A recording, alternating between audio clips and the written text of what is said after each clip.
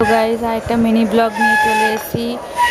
প্রথমে দেখো তোমার বাবা বসে আছে, ঠাকুমা বসে আছে, আমার মেয়ে রয়েছে কোলে। ওরা এখন বাবার গান শুনছে। তো চলো মিনি ব্লগটা শুরু করছি। এখন বাজে 4:30।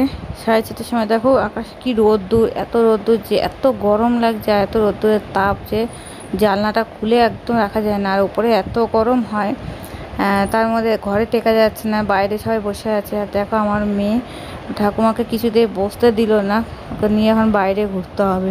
কিছুতেই ঘরে বসতে পারলো না, বাইরে নিয়ে হাঁটছে। এখন আমি এসেছি সন্ধ্যাবেলা ভাত বসাতে।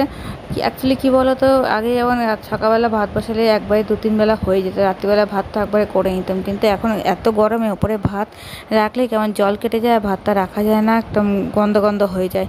তাই ভাত আর করা হয় না, রাত্রে বসাই। আর এত গরম যে ভাতটা করে নামবো সেটাও হয় না। রান্নাঘরে গেলে একদম চান করার মতন করে বেরিয়ে আসতে হয়। তাই জন্য ভাতটা বসাচ্ছি, বসিয়ে বেরিয়ে যাবো, আর থাকবো না। 1 ঘন্টা পরে এসে একদম কমিয়ে দেবো, 1 ঘন্টা পরে ভাতটা নামিয়ে দেবো, দেখারও কোনো দরকার পড়বে না। একদম টাইম মতন 45 মিনিট টাইম লাগবে, আমি এসে নামিয়ে দেবো। এই যে ভাত বসিয়ে দিয়েছি, আর ওর বাবা আমি একটু চা খাবো, সেই জন্য চাটা আমি বসাচ্ছি। চাটা আগে অনেক কিছু দিয়ে করতাম, এখন আর দরকার লাগে না। এখন যে চা পাতাটা এনে দিয়েছে, খুব সুন্দর চা পাতাটা, তার মধ্যে শুধু তেজপাতাটা আর চিনিটা দিয়ে দিই। তাই দেখো এই চা পাতাটা এনে দিয়েছে, এর মধ্যে সব কিছু দেওয়া আছে, তাই এই জন্য আর কিছু দিতে লাগে না, এলাচ টেলাচ সবই দেওয়া থাকে। তাই এই চা পাতাটা দিয়ে চা করে দুজন মিলে একটু চা খাবো।